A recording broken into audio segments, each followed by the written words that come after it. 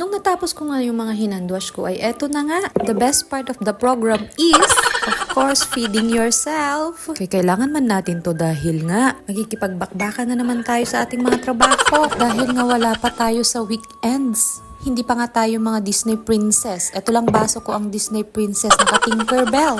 Alas 9 talaga ako nagbe-breakfast dahil tinatapos ko na muna yung mga dapat kong tapusin para nang sa ganun ay malakas naman ako para sa mga may bibigat na trabaho. Ito na nga yung pinakamahirap na part ko tuwing umaga ay mag-isip kung anong kakainin ko. Dahil nakakasawa na ng paulit-ulit na breakfast. Nyang ay garo, daganos ka abagbagay. Ito nga, nakapili na ako ng tinapay at saka spring onion pantry. Lagarte!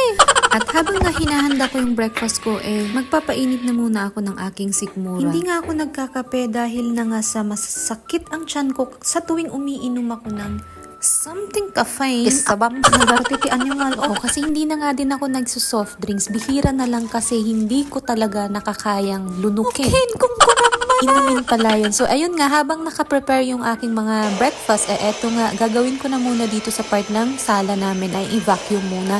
At dahil nga magdadry ako ng mga damit. Gamitan na naman tayo ng mga humidifier dahil nga sa weather na to, maulan sa labas. Hindi tayo makapag-dry ng damit sa rooftop. Kaya eto ang ating mahiwagang machine na siyang magdadry ng ating mga damit. Ay, damit dalang gaya, magraraman ka man. So, dito ko nga idadry yung mga damit nila nang sa ganun ay mabilis nang matuyo.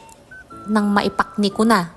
Nakaparurod. At habang nga ito ay inaayos kong aking mga tutuyo yung damit, ay nakasalang na nga yung damit kanina. At pagkatapos niya na isasampay ko na lang. At eto nga yung pinakamagaan na part ng trabaho bilang OFW o bilang kunya. Ay, Disney Princess gaya. Ay ang paglalaba dahil hindi mo na kailang magpiga-piga. Banlaw-banlaw pailaang kadag sabon-sabon. Dahil nga, ipapasok mo na lang sa washing machine at siya na bahalang lahat gumawa.